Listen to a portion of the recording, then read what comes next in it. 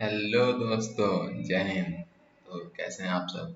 I hope सब अपने घर में बढ़िया कर रहे होंगे, बढ़िया करंट अफेयर्स पढ़ रहे होंगे, बढ़िया जॉब की तैयारी कर रहे होंगे, बढ़िया लाइफस्टाइल जी रहे होंगे।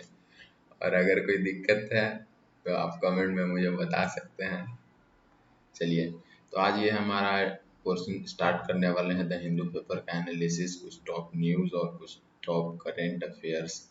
आज 31 तारीख हो रहा है, 31 जुलाई 2021। तो चलिए स्टार्ट करते हैं। ये है द हिंदू का 31 जुलाई का पेपर।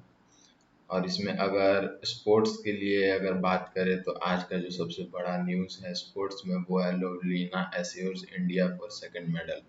मतलब आपको तो पहले ही पता होगा कि मीराबाई चानू जो है वो फर्स्ट मेडल ऑलरेडी सिल्वर ला चुकी हैं इंडिया में इस टोक्यो ओलंपिक्स 2021 में।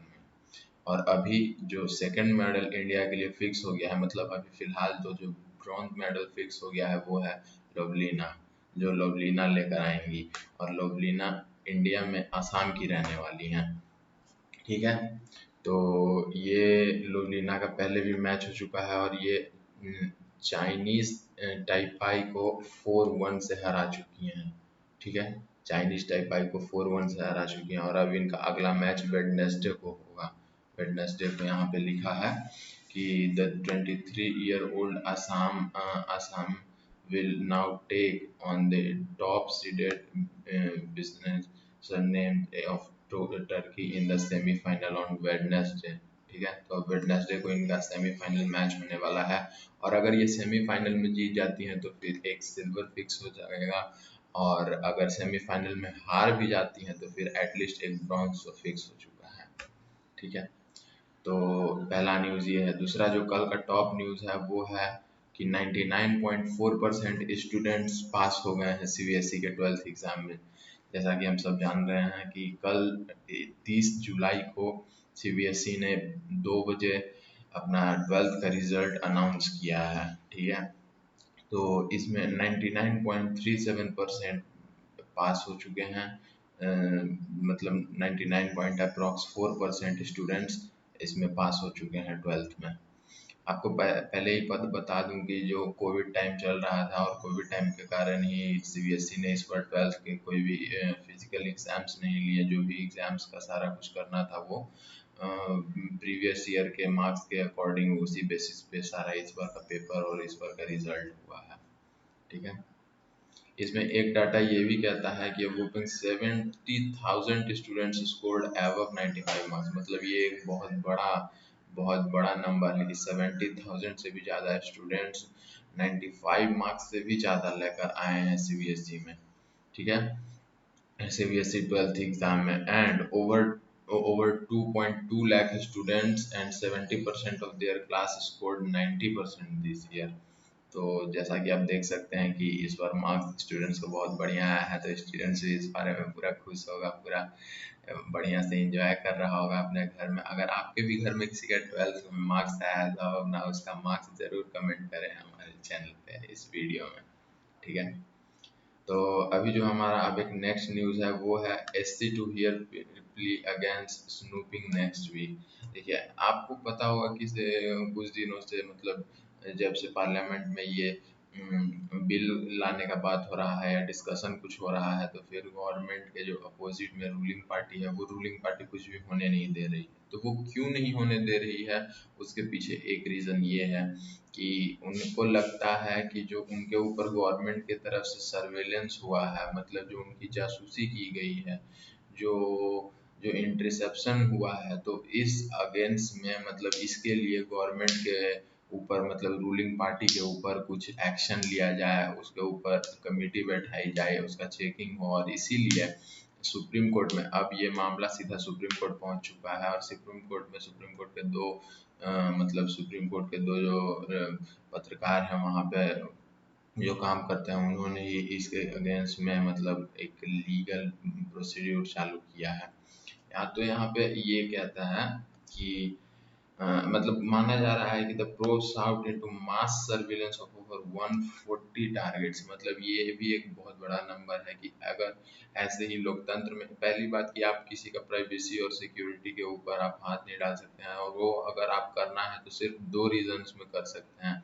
एक इमरजेंसी के केस में, इमरजेंसी का केस इन द के मतलब अगर आपके पास में मतलब किसी एक पर्सन के कारण बहुतों लोगों को बचाना हो तब, और या वार के टाइम में, तो आप दो टाइम में ही मतलब आप कर सकते हैं ऐसा।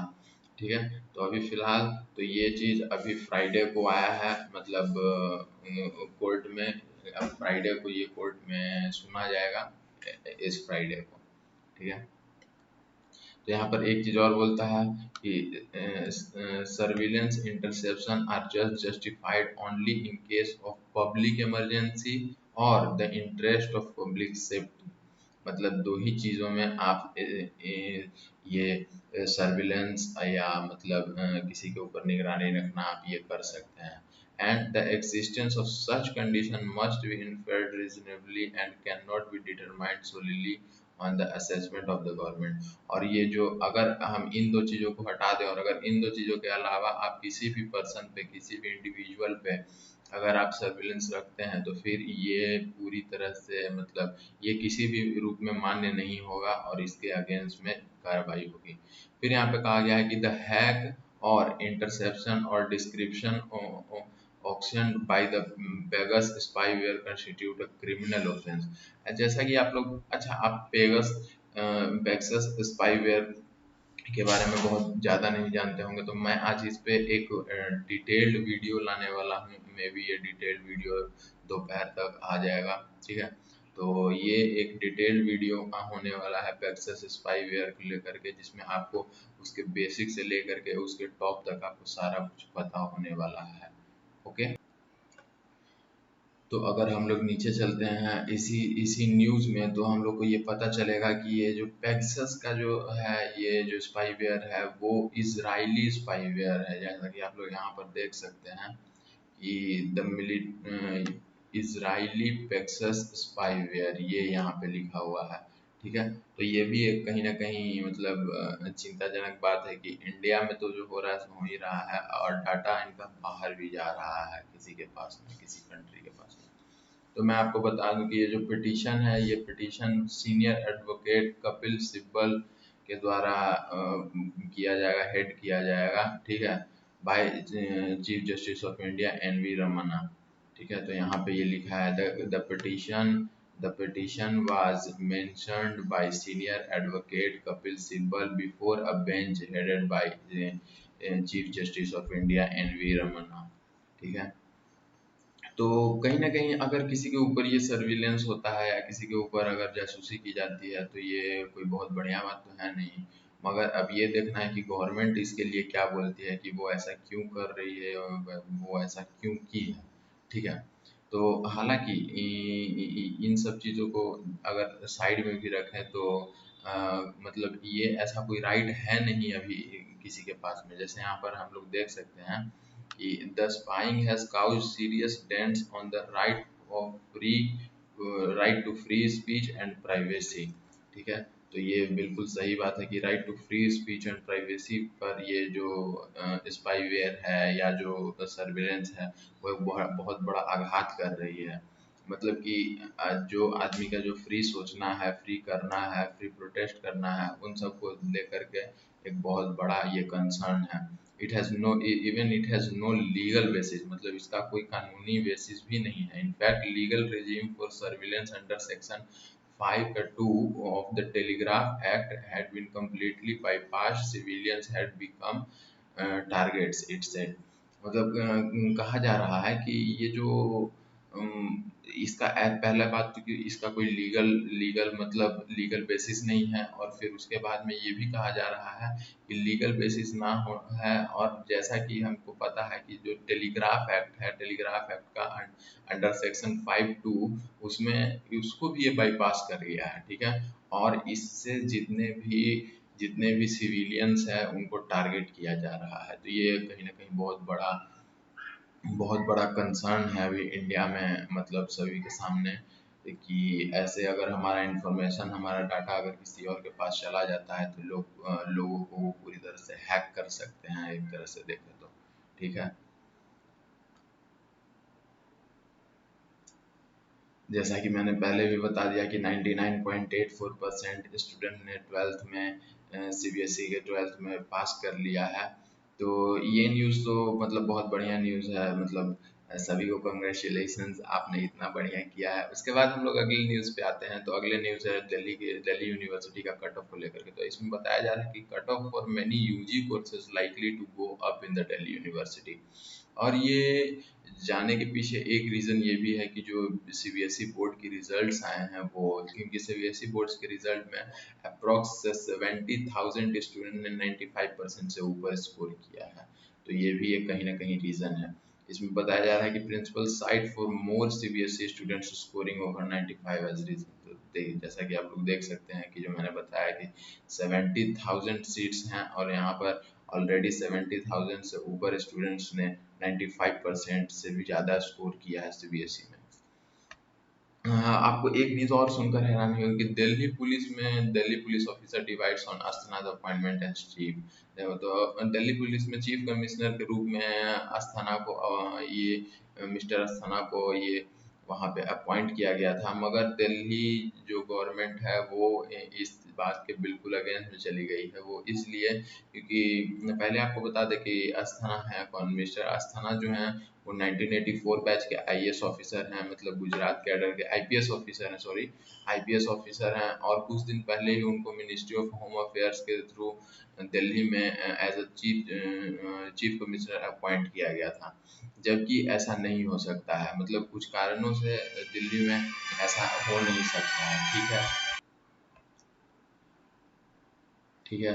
तो यहाँ पर उन्होंने ये भी एक बात बोला है कि mister Asthana has a direct link with the top bosses. ये एक बात बताया जा रहा है कि mister Asthana has a direct link with top bosses. He will know what decision has to be taken and when, because there will be no panic at this situation and it will be percolate down in the. तो कहीं ना कहीं अगर किसी top अधिकारी को लेकर के, कोई चीफ कमिश्नर जैसा रैंक को लेकर के अगर दिल्ली में ये सिचुएशन हो रही है तो ये एक बहुत बड़ी बात है। ठीक है, तो अब हम लोग अपने एडिटोरियल पोर्शन में आ गए हैं। Editorial portion page number 6, sorry 8 में दिया हुआ है अभी।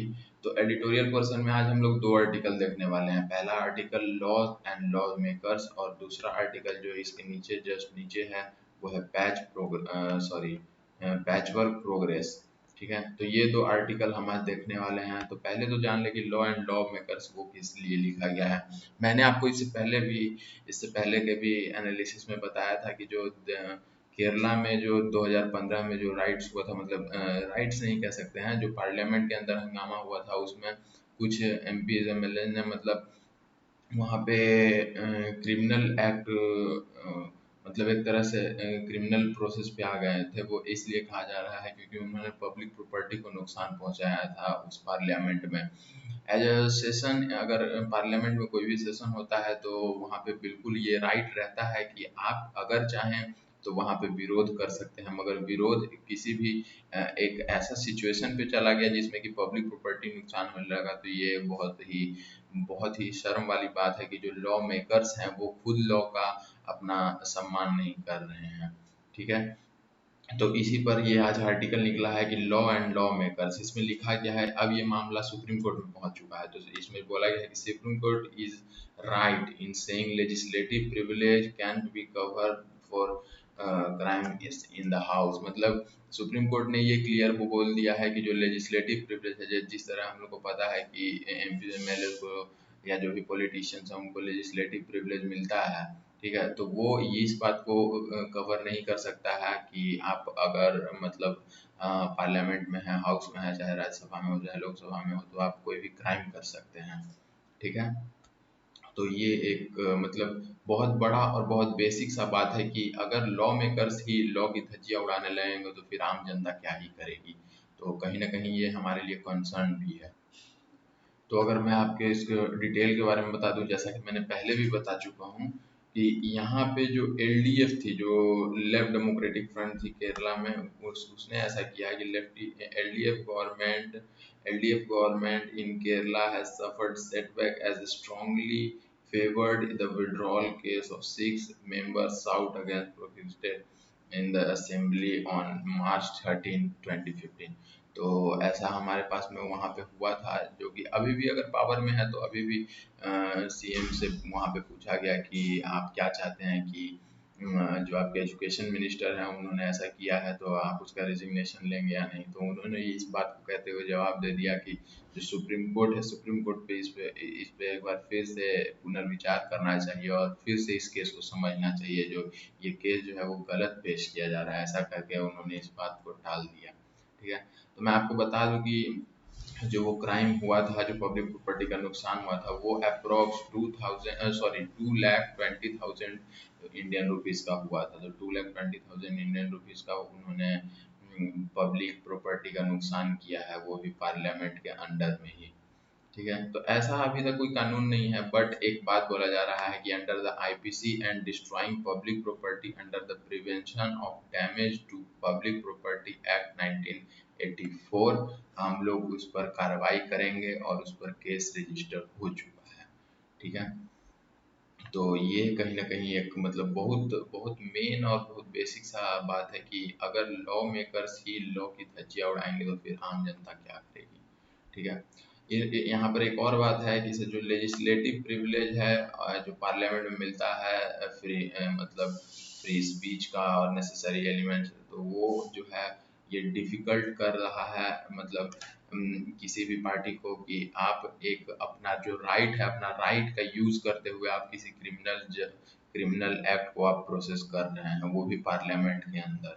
ठीक है, तो ये अब हम अपना नेक्स्ट आर्टिकल पे आते हैं। नेक्स्ट आर्टिकल है पैचवर्क प्रोग्रेस। पैचवर्क प्रोग्रेस मतलब ये जो आर्टिकल है ये इसलिए लिया गया है ताकि आपको पता होगा कि जो गवर्नमेंट जो सारा बैंक्स को रेगुलेट करती है, तो इंडियन क्या करते हैं कि बैंक में पैसा जमा करते हैं। ठीक है, तो जो पैसा जमा करते हैं वो पैसा उनको टाइम पे मिल नहीं पाता है। अब जैसे हमको पता होगा कि यस बैंक हो गया या पीएमसी बैंक हो गया या एक लक्ष्मी बैंक करके समथिंग था, तो इन सब बैंकों का ऐसा हाल हो गया था कि इंडियंस ने उसमें पैसा तो अपना डिपॉजिट किया, मगर वो पैसा अभी तक मतलब इंडियंस के पास में नहीं आ रहा है। तो इसी को लेकर के जो गवर्नमेंट ने है थोड़ा सा अमेंडमेंट करके, मतलब थोड़ा सा इस चीज़ को अपग्रेड करके अपडेट करके लाया है। और ये जो बात है ये है पैच प्रोग्रेस। इसमें होगा क्या कि इसमें आपको जो जो भी इंडियन है, जो जिसने भी पैसा जमा किया है, वो उसको पैसा लेने में कभी दिक्कत नहीं होगा उस बैंक से रिलेटेड, उस बैंक से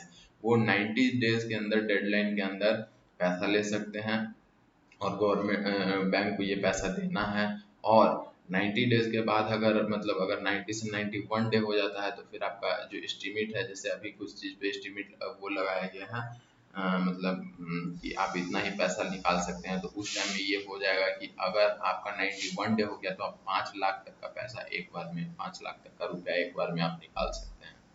ठीक है, तो इसमें इसमें बोला गया है कि the government hopes to range in fresh changes in the 1961 deposit insurance and credit guarantee corporation law in the monsoon session after cabinet note this week. हम लोग को ये भी पता होना चाहिए कि जो गवर्नमेंट का जो कार्रवाई है, मतलब अभी जो भी पार्लियामेंट में हो रहा है, अभी पार्लियामेंट में जो अपोजिशन है वो कुछ भी कार्य होने नहीं दे रहे हैं, कोई भी काम नहीं होने दे रहे हैं, जितना भी मानसून सेशन है वो कुछ नहीं चल पा रहा है। ठीक है, तो यहाँ पे ये भी बता रहा है from सेवर्स perspective the most significant modification on the avail is a 90 days deadline for the corporation to remit the insured deposit of the customers in troubled banks. As per the plan, once RBI imposes curve on the bank, the clock will start ticking, and in the 91st day or thread bout account holders will get outstanding in the gap 5 lakh। ठीक है, तो ये एक news है कि अगर मतलब 90 day के अंदर तो आपको देना ही देना है, और अगर आप नहीं देते हैं और अगर वो 91st होता है तो आपको 5 लाख रुपीज़ तक आप एक बार में विड्रॉ कर सकते हैं, ऐसा उन्होंने बताया है।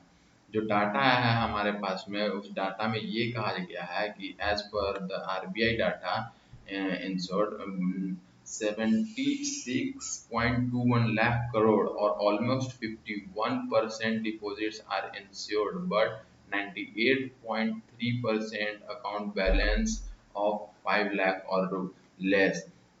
मतलब ये भी बताया जा रहा है कि जो डाटा है उस डाटा के अकॉर्डिंग जो 98.3% बैंक अकाउंट्स है उसमें 5 लाख और उससे भी कम बैंक मतलब कैश डिपॉजिट किया गया है, कैश डिपॉजिटेड है उसमें।